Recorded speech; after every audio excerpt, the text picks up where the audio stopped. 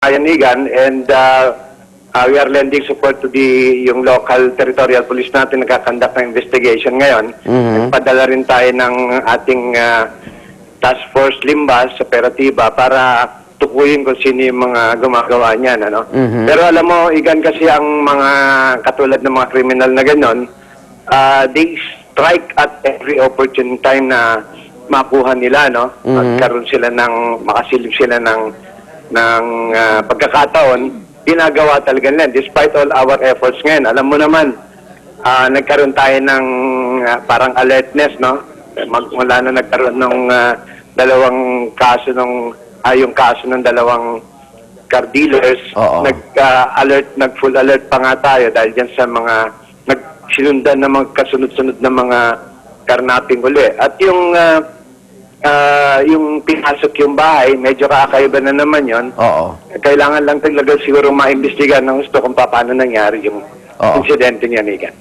Ito ba isang grupo lang ang umaatake na to? O marami rin sila? Actually, tinitingnan nga namin doon sa kahapon, nagkaroon kami ng conference. Iisa kasi modus inaabangan, no, sa bahay. Kung di tututukan, kukunin nga po sa garahe, Superintendent Butacan. Yes. Actually, tama yan, Igan, no? Yun ang nakikita kasi natin sa mga modus nila, kung papansinin natin, nagsuswitch lang sila ng style, Igan, eh. From, kapag katulad na, no, yung dati, pagka karamihan kasi ng mga ninanakaw, mga stolen wild part, pagka nag-concentrate tayo at inayos natin yung mga, nag-deploy tayo mga tao para ma-prevent yung mga ganitong kaso, pumapasok naman sila, nagsuswitch naman sila dun sa mga ibang modus nila. Yung forced naman. At kayo naman, naging alerto naman tayo sa mga ganyan, iba naman yung ginagawa nilang silang modus. So, lahat yun, pinag-aralan namin kahapon kung paano natin ma-prevent yun. Okay, komportable ba kayo na inatasan si Asik Virgil Torres, LTO Chief, na manguna rito sa paghabol sa mga karnaper, gayong siya mismo pala may kaso ng karnaping? Maganda naman yan, Igan, no? That is a welcome development, kasi talaga namang lahat ng agencies na involved sa mga ganito are coordinating para masawatan natin o mapatigil natin yung karnapings. Yung namang sinasabi nilang kaso ni Ma'am Torres, Virginia, yun yung sinasabi ko nung una na during the time na kinasuhan niya siya, she was the district officer ng LTO sa Tarlac. And naniniwala naman ako na siguro mayroong mga tao siya doon na nagpalusot sa kanya, and being the head of the office, siyempre siya yung kinasuhan. Okay. Payo sa mga may-ari ng sasakyan, sa Superintendent Butacan, kayo ba'y, ay nako, paano natin masasabi ito na, kasi ginagawa na namin lahat para mabantayin sa sasakyan namin. Siyempre, kailangan din namin ng tulong ninyo. Opo. Katulad po nung nangyari, yung pinasok yung bahay, siguro, pag-ingatan yung sinasabi nga nila, maglagay ng CCTV. Alam mo, minsan medyo may mga kababayan din tayo na hindi nila kaya maglagay ng ganon. Ang pinakamaganda siguro is talagang maingat sila, lalo na kung pagpasok ng bahay, kung sino yung mga nakakausap nila, lalo na yung may mga nagpapanggap na nagtatanong, nagpapalimos, nangihingi. Pag-ingatan nila yung mga yun kasi kung minsan, katulad nga ng mga nasabi namin nung una, yung mga criminal na to, kung minsan sinusurveillance din tayo. Okay. Siguro dapat higpitan rin yung parusa sa mga bumibili. No? Yung fencing law. Fencing law. Maraming salamat po, Superintendent Butacan. Yes, Igan, maraming salamat sa inyo. Police Senior Superintendent Edwin Butacan, tagapagsalita po ng PNP Highway Patrol Group. Sa ibang balita, LTFRB naglabas na ng fare guide para magamit ng basehan ng mga pasahero sa ipinatupad na dagdag pasahe sa jeep. Yan ay matapos na magkaroon ng kalituhan ang ilang driver at mga pasahero sa unang araw ng pagpapatupad ng 1 peso jeepney fare adjustment kahapon. Paglilinaw ng LTFRB, ang fare guide ay hindi po tulad ng matrix o tarima na kailangan pang bayaran ng mga tsoper. Dapat daw ipaskil ito ng mga driver sa kanilang minamanehong jeep para madaling makita ng mga pasahero. 8 pesos ang minimum fare habang 6.50 naman para sa mga estudyante at senior citizen. Lungsod ng Butuan sa Agusan del Norte muling binahada sa walang tigil na pag-ulan. Sa kuha ni News Cooper Randy Casinillo, abot tuhod ang baha. Tatlong araw nang walang humpay ang pag-ulan sa Butuan City, bunsod ng low pressure area sa Mindanao. Agad binuo ng lokal na pamahalaan ang Disaster Monitoring Center para bantayan ang isinasagawang paglilikas sa mga residenteng apektado ng pagbaha. Puspusan na rin ang pamimigay ng relief assistance sa mga evacuation center. Nananatiling nasa ilalim ng state of calamity ang Butuan City. At kaugnay po niyan, makakausap natin si Undersecretary Benito Ramos, ang Executive Officer ng NDRRMC. Yusek Ramos, good morning po. Good morning, Rhea. Good morning sa ating mga kababayan. May mga tauhan na ho ba kayo na tumututok dyan po sa pagbaha sa Butuan? Opo, nandyan po yung Office of Civil Defense natin. Ang regional director ko dyan ay si Miss Blanche Gobenchong. Kasama na po niya yung mga kaalyado natin sa Office of Civil Defense. Ilang pamilya na ho ba ang apektado ng matinding pagbaha dyan? 61,651 families or 309,373 persons. Out of this area, meron tayo sa evacuation center sa 31 lahat ito.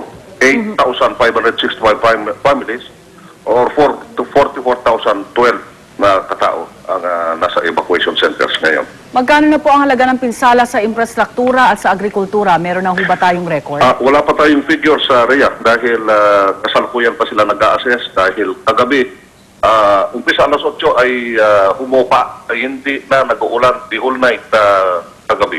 So ngayon mag-assess tayo kung ano na yung mga nasira. We will give you the feedback. Alright, kakulangan po sa pondo, problema ho ba?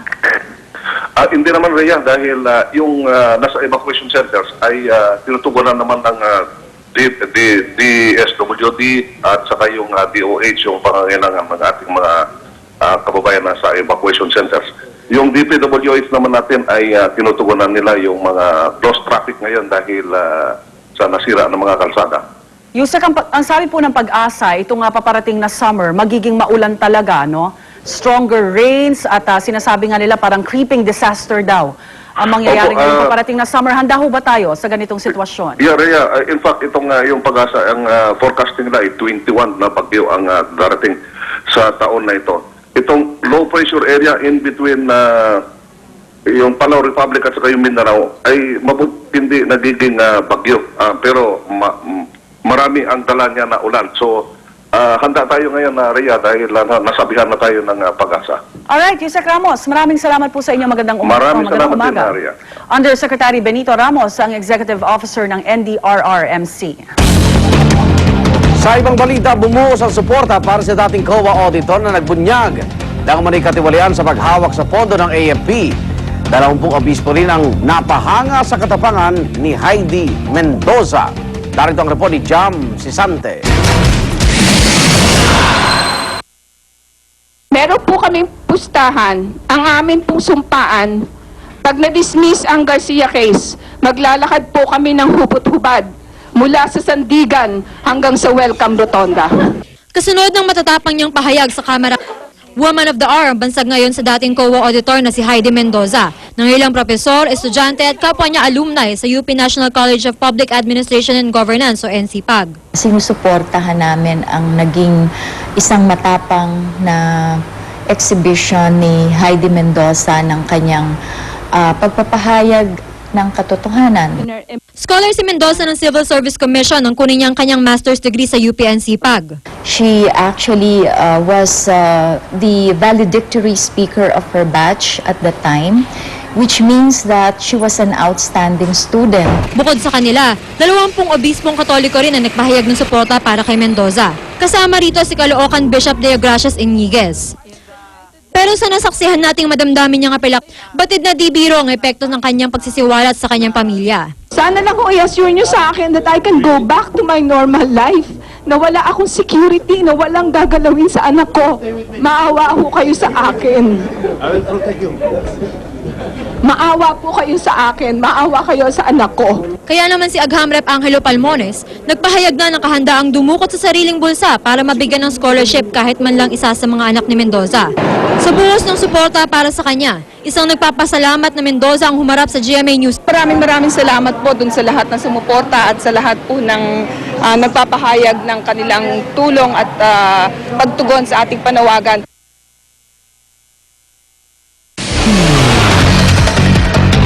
Malawak ang manhunt laban sa pinaniwalaang gunman na Benson Evangelista, Emerson Lozano at Hernani Sensil inilunsad.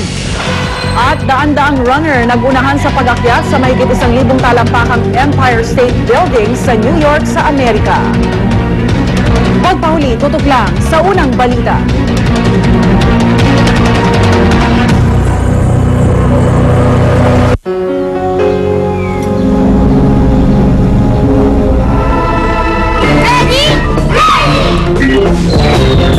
May bagong pasabog ang Tang! New Tang Coffee! May real fruit pulp kaya sumasabog ang sarap! Kaya mas masaya ang kainan! Kumusta? Heto pa! New Tang Coffee! Sumasabog ang pulp sarap! Walang singsiglangin ng gising kasama ang unang hirit at New Tang Pulpy. Biologist the study of... Nasaan na ba yung salamin ko?